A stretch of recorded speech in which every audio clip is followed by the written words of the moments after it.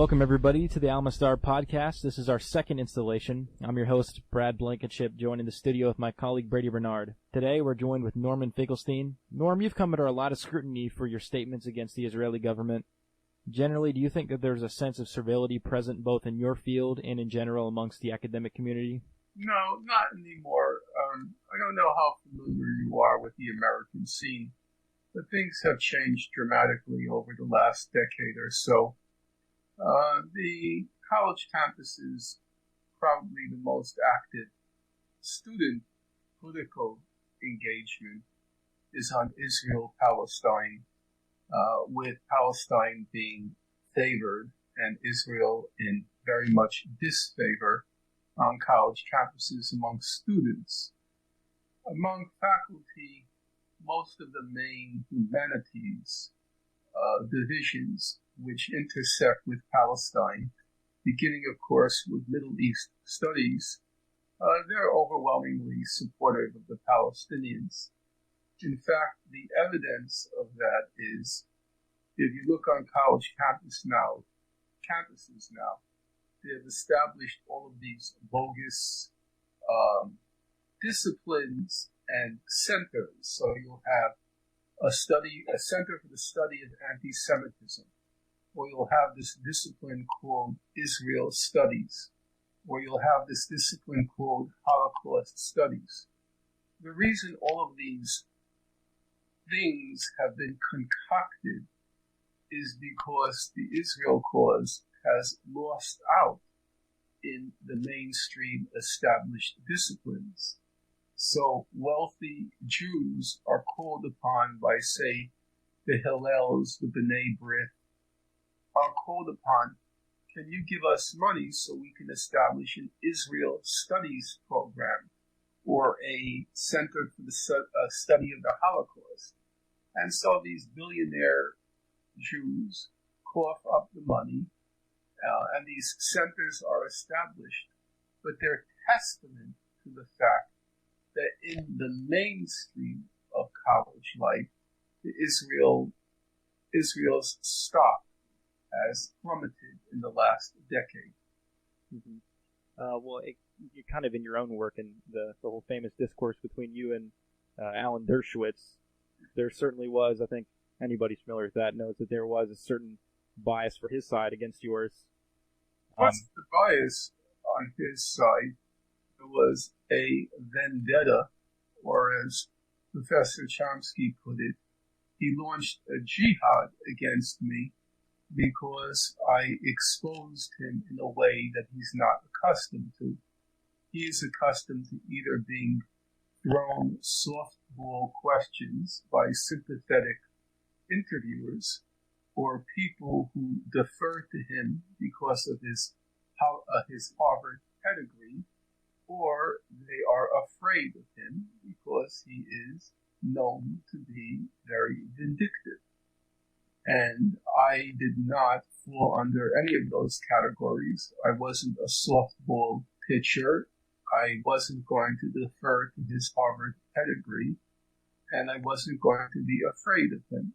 And so he was not prepared by what happened, but when it did happen, he launched a vendetta against me in order to exact revenge, and in part, he succeeded. So that was more of a personal battle rather than one on the issue?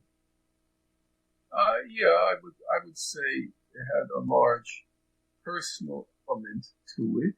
I met him recently in an Indian restaurant, and he commented that after what I said about him on the program, he said, "What did you expect me to do?"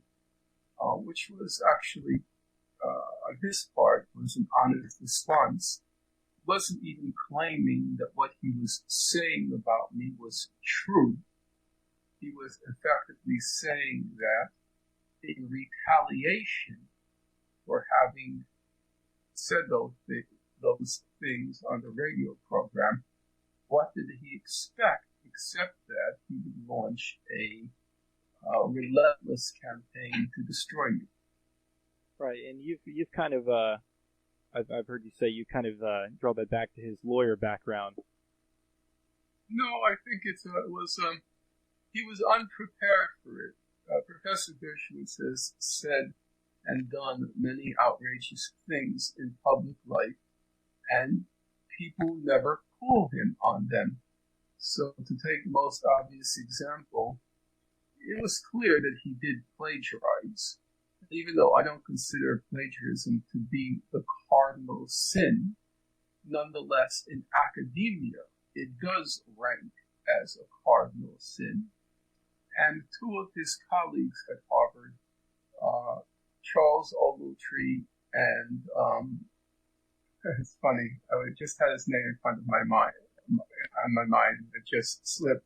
Ogletree and Lawrence Tribe, at the same time as him, they were also accused of plagiarism. They had to pay some small consequence. We don't know what it is. Harvard kept it a secret, but they had to pay some consequence, some price. He never pays any price. He's accustomed to going his merry way, lying to the left of him, lying to the right of him, into the valley of the television set. He lies uninterruptedly, but he never pays the price. But I did kind of, at least among a certain cult following of mine, who seems to watch that particular interview every Saturday night. Like in New York, they used to show the Rocky Horror Picture Show every Saturday night for cult followers. He did get embarrassed by it. He suffered some small price. He paid some small price, and he was determined to get even. You mentioned that he wasn't prepared, and kind of similar to you, whenever I've seen Dershowitz talk to Chomsky, for example, in their debates, those seem to degrade kind of into personal attacks. He'll say something along the lines of, oh, well, here in Planet Chomsky, he just expects you to take what he says for granted. The difference between myself and Professor Chomsky, and Dershowitz has always said he will debate Chomsky still, but he won't debate me. The difference is twofold. One is a personal element. Dershowitz obviously deeply envies Chomsky because he's of that tradition, the Jewish tradition, where there is nothing more revered than the Jewish scholar. The equivalent of the rabbi, but in the secular world, it's the Jewish scholar. And Chomsky clearly, he ranks as the one of, if not the most eminent intellectuals in the world today. So Dershowitz envies that position of him, and if he debates him, it's as if to confer on him, meaning Dershowitz, the status of being Chomsky's equal. I obviously don't occupy the same space as the rarefied space of Professor Chomsky, so debating me is just a step down for him, meaning Dershowitz, so he won't do it. The second reason is it's the Chomsky style. Chomsky can be attacked from the left and from the right, and he will always stay on the pavement. He will never walk into the gutter. I am of a different sort. If you want to go into the gutter with me, I'll go into the gutter with you. I'm going to come back, I'm going to come back swinging, and you're not going to get away with it. So even though Dershowitz will use the Planet Chomsky locution and Chomsky won't respond, I will respond. And Dershowitz knows I'll respond. Yeah, there was one debate between him and Chomsky I saw, it was a couple of years ago actually, and he was making these bombastic claims against Chomsky, and Chomsky pretty much told him, hey, just just email me after this, and I'll just send you my sources, which he keeps up pretty well with that. So what did you mean by going through the gutter?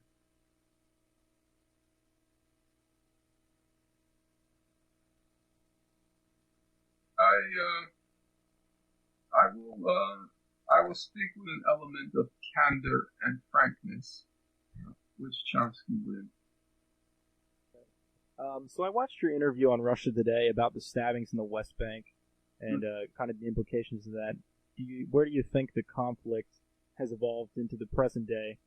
obviously, I see reports, seems almost weekly, of atrocities committed. Do you think that these have escalated in recent years? No, there's been one ongoing atrocity in Gaza, for sure. And at some point in the future, I think what was done and continues to be done to the people of Gaza will actually mortify humanity if it's remembered. Let's say 2 million people, 90% of whom are either refugees, 80% of whom are either refugees or children of refugees, half of whom are children, in this besieged, blockaded enclave, which has to sustain for the past 10 years a blockade, illegal blockade imposed on it by Israel. And then periodically, this period has been punctuated by these murderous massacres, which actually you have an inverse ratio. They escalate in intensity. So take, for example, the last Israeli assault on Gaza. In Operation Cast Lead in 2008-9, 6,300 homes were destroyed. During Operation Protective Edge in July-August 2014, 19,000 homes were completely destroyed. And if you look at all the other basic indices, the picture is roughly the same that what happened in Gaza. I think in Operation Cast Lead, 350 children were killed. Operation Protective Edge, 550 children were killed. So the massacre that periodically punctuates this illegal, immoral, inhuman blockade, the massacres escalate in intensity, but the international community has become so inured to them and to the lunatic prime minister of the state of Israel that the actual media coverage and media fallout has significantly diminished. If you recall after Operation Cast Lead in 2008-9, there were literally hundreds, and that's literally the case, hundreds of human rights reports that were published. And then there was the huge hue and cry over the Goldstone report, the report chaired by Richard Goldstone, the South African jurist, who's also Jewish. In the case of Protective Edge, there were barely any human rights reports published. Human Rights Watch published almost nothing. For Cast Lead in 2008-9, it published 7 reports. In this, almost nothing. The Human Rights Council, everyone knows the name Richard Goldstone. You couldn't even name, if I asked you, who was the person who chaired the Human Rights Council report on Protective Edge. Her name was Mary McGowan Davis. She's a complete non-entity. The report was absolute rubbish. It was just a complete disaster. It got no media coverage. So, in the case of Gaza, the massacres have escalated in intensity while the blockade continues in its daily brutality. The media coverage, however, has diminished significantly. In the case of the West Bank, between the use of the Palestinian Authority collaborators and a very clever strategy by the international community of buying off all the talent in the West Bank by setting them up in these NGOs in the Ramallah area. Whoever has a brain on his or her head and seems like he or she might one day become a troublemaker, a leader. They're given this NGO, some office with a computer and a desk. You get set up. You're getting an NGO salary, which is to say you're living at a much higher lifestyle than a typical person in the West Bank. And you, of course, are completely conscious every minute of every day that one wrong word and you might be back in the real West Bank, not the Ramallah bubble. And so between the collaborator army and torturers, army and jailers and torturers, the NGO setup, and the absence of any alternative organization, a large part of the Palestinian population has been reduced to despair and looking out for him or herself or his or her family.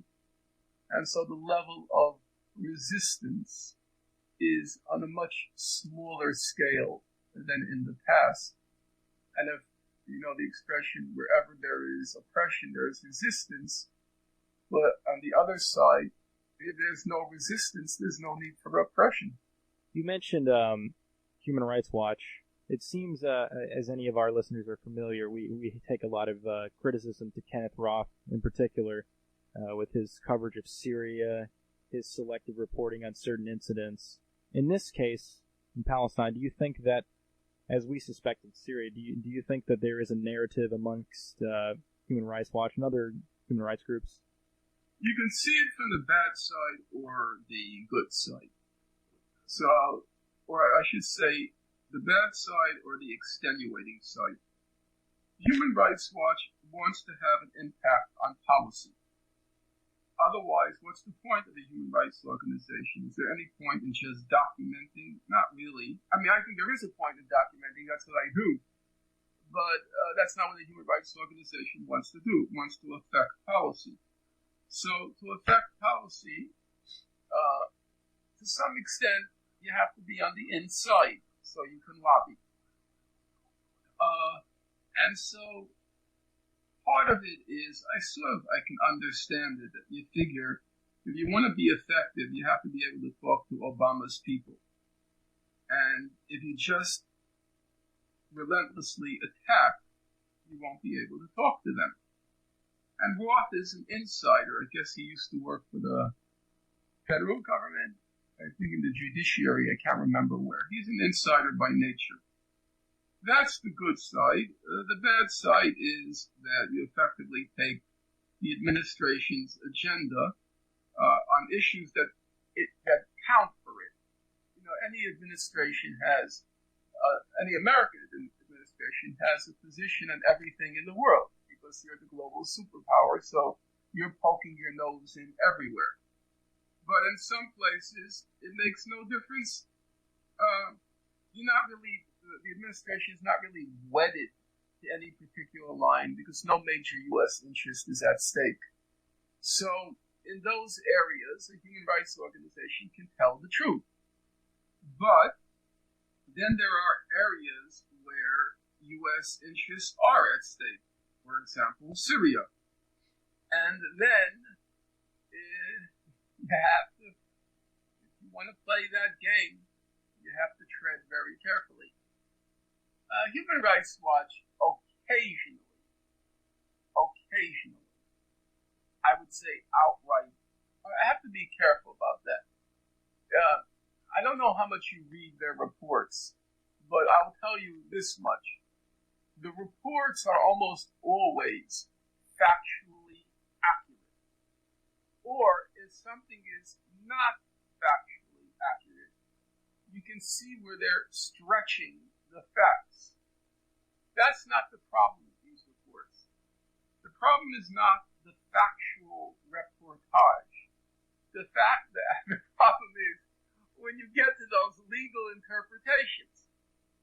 And that's where Roth enters the picture. Roth will take out his red pen, so to speak. We don't use red pens anymore. And he will start twisting and turning the law in such a way as to make it more palatable to the government, except in areas where the government has no real stake or interest. So there is some in Papua New Guinea, there is a rape or a murder or a political murder. They'll get the law right. They'll say this is a war crime. They'll get the facts right because the U.S. doesn't really care what's going on Papua New Guinea, But where it's a major interest, my experience has been the problem has not been mostly.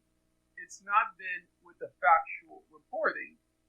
It's with the outrageous legal interpretations that are given the factual reporting by someone like Roth. Yeah, that was our last guest, actually, Mushtaba Masood. We were discussing that same point that you're mentioning.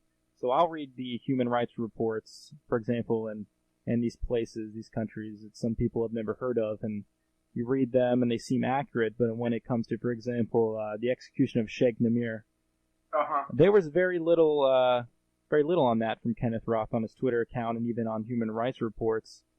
So I don't know if you heard on Christmas, Zehran Aloush was killed, the leader of Jais al-Islam. Roth said that it was part of Assad's strategy to limit the choices between him or ISIS.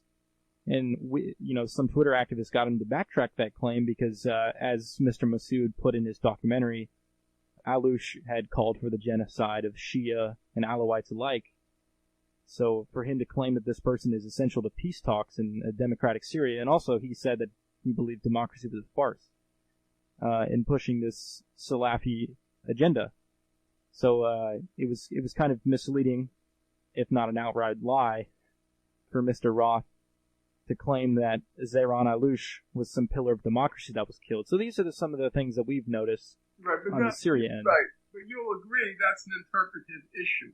Yeah, I mean the facts aren't wrong on that. It's so the they narrative. have that sense of there is that sense of number one, an internal sense of professionalism, and number two, they're perfectly aware, especially in the internet web age, that if they misstate the facts, they can be caught lying. Whereas the law is so almost infinitely flexible that you can never really pin it down and say that's a lie. It's hard. The law is so malleable, it's so flexible. And that's where Roth comes in. The conclusions he sometimes doctors, and I mean doctors, the legal conclusions, when it comes to Hezbollah, they're just mind-boggling. Mm-hmm. Hezbollah and Hamas, because they're Islamic, and these are liberal, secular human rights organizations, which is to say they hate religious people. They think, they're of the, what's that guy's name? Oh my goodness, where's my Bill Maher? Religious people are the stupidest people on earth. Now, if you believe in religion, you must be a moron. There are some of the smartest people in the history of humanity, probably the majority of the giants in human thought, they happen to be religious. Whereas my guess is Bill Maher, he never got past chemistry and biology to physics. So for him to be expressing such certainty that religious people are stupid, whereas he probably has 2 years of high school science, I don't know where these people come off, this presumption on their part. But when it comes to Hezbollah and Hamas, the stuff they write is so ridiculous. I'm telling you, the legal stuff they come up with. They come up with stuff, just to give you one typical example. Let's say Israel says it's going to target a home. It's going to blow it up in 5 minutes. So the occupant of the home, then calls on the neighbors, come up to the balcony of this house and protect us, act as protectors for home that's going to be targeted. So, Human Rights Watch, and now the Human Rights Council, the UN Human Rights Council, you know what they say that is? They call that's illegal human shielding. Human shielding. You're willing to sacrifice your life to prevent yours or a neighbor's home from being blown up by this lunatic Mongol army, and you're guilty of human shielding. You know, what is that? What is that? But that's what they do. That's what they do. Because it's Hamas and it's Hezbollah. You know, these crazed religious fanatics. I definitely have to agree with you on that one. We actually recently tried to debunk the whole mythology of Madaya. They were claiming that Assad and Hezbollah were blocking food entry to Madaya and starving these people. And what they failed to really address was the overwhelming amount of evidence to the contrary. There was videos all over Twitter. There was testimony from people living in the city that in fact it was actually Al-Nusra and other rebel groups that were occupying Madaya, or al-Sham as well. And they were pegging it and saying it was Hezbollah. It's written a convincing account of what's happening there. It's actually really hard to get to really pinpoint who it is. But I watched the story last night. Has Patrick Coburn commented on it? I know that Murad Gajdiv of RT has actually. Mm-hmm. RT, unfortunately, is not what I would call a trustworthy source. First of all, they have me on. Actually, they're the only ones that have me on, and I don't think that's going to last very long. But I watched MSNBC, right, and I watched their piece on it, claiming that Assad, the same narrative that's shared all over the Gulf states, both on the right and left of the United States, but they didn't have any comments from anybody that lived there. Well, I honestly don't know. I know that the Saudis are right now gunning for Nasrallah. Yeah. So they are, I think, pulling all the stoppers, buying off everybody in order to write stuff against Hezbollah. So I'm a little bit wary. There's this creep in London named Azam Tamimi. Yep, we know him. Yeah. And he's now gotten on the Saudi bandwagon. He's a complete lunatic, in my opinion. And now he's a lunatic for hire. So, they're all doing that now in order to get this Saudi money. Because basically, Nasrallah, who for years was very coy in his criticisms of Saudi, now has re-Christianed the Saudi Arabia, the Arabian Peninsula, because he says it's an illegal usurpation by a family of a country. Actually, even though I'm not in the habit of quoting Dershowitz, he did come up with one line, which I have to admit I like. I suspect it's not his. He took it from somebody else, but I have to give credit where credit's due.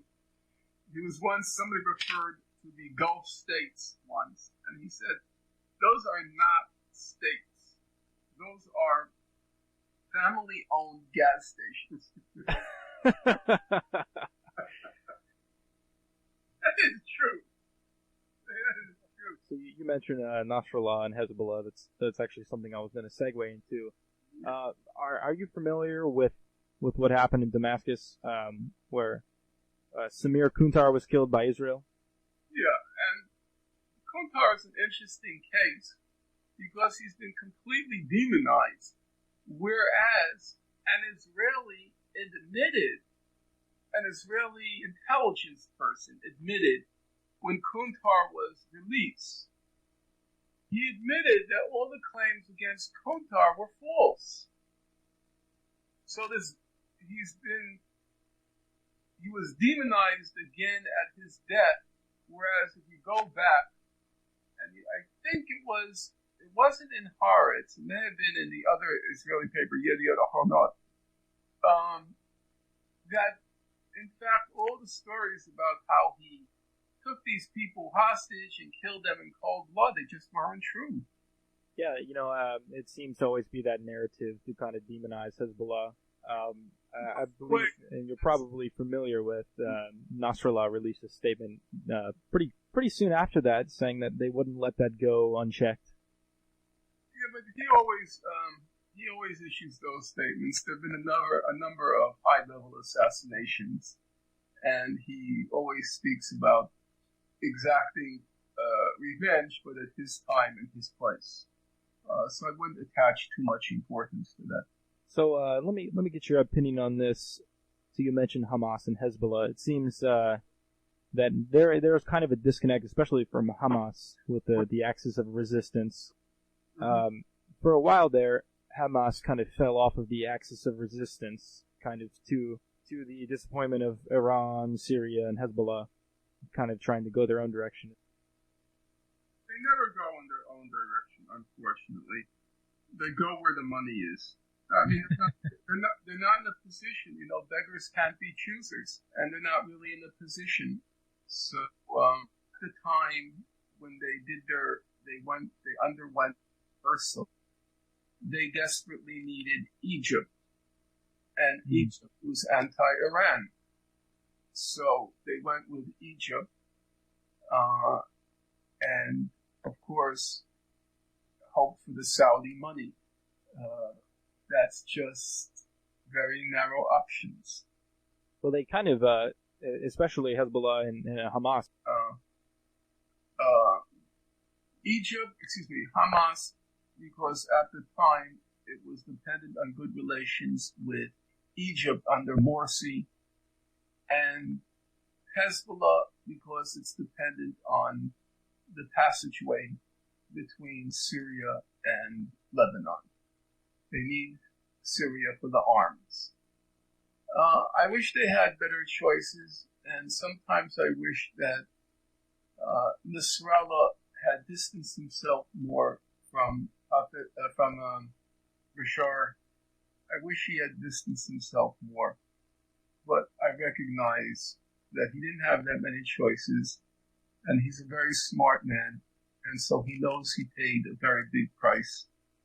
He was by far and away the most popular political leader in the Arab world at the time of the 2006 Lebanon war, and now his stock has plummeted. The Syrians loved him. They really did love him. And now they hate him. He lost the Shia thing. It never spread to the West Bank. Palestine. I lived there. Nobody ever talked about Shia Sunni, even up till today. It's not Shia Sunni, it's who's got the money. Right. To think that Hamas is acting, even Hezbollah, So you don't think that was sectarian? Right, but there they had the confessional system. The idea of a confessional system, it would be totally alien to the West Bank and Gaza. Nobody ever talked about Shia, Sunni. So I don't think that was the animating factor. The animating factor was you need allies. And unfortunately, in the Arab Muslim world now, you have a choice of Iran or Saudi Arabia. Those are the big players. So you have to choose between them. Not at all. Hamas? No. Okay. Even, let's be clear, even the Hezbollah Syria thing, Hafez al-Assad, he was a fanatical secularist. Remember, 1982, in Homa, he killed about 25,000 Muslim Brotherhood people. It might not even be accurate to call it an Islamic resistance, as many do. Islam, it is a binding factor in the case of Hezbollah and Iran. Yeah, it is a Shia factor. But I think that one has to look also at the anomalies within that arrangement. There was an arrangement between the oh my God, my memory is going. In Iran, what are the holy people called? Okay, let's just say the Ayatollahs and Hafiz al-Assad. That's a very strange arrangement. So religion goes only so far in trying to explain these alliances. The mullahs in Iran, okay. And the Ba'ath Party. Now, that's weird. And the Ba'ath Party. And then the two most worrying countries in the Middle East in the 80s and 90s were not just Iraq and Iran, but Iraq and Syria. They hated each other, and they were both Ba'athists. These explanations have, I think, they have some, but they're of a limited value in trying to understand the political dynamics. In the Gulf, it has nothing to do with Sunni. Is there anything more ridiculous? It has nothing to do with religion. Religion is just a rallying cry. They want to keep their wealth. They're parasites. There's many of us, we're trying to, understand why the execution of Sheikh Namir, they obviously knew there would be ramifications for that. And a lot of people have said they think it was more or less just to divide Shia and Sunni even farther, to kind of make the choice for other nations and other peoples to say it's either us or Iran. Look, I'm no defender of the system in Iran. There are a lot of problems there. However, I think since Saudi Arabia was created, they have not contributed anything to humanity.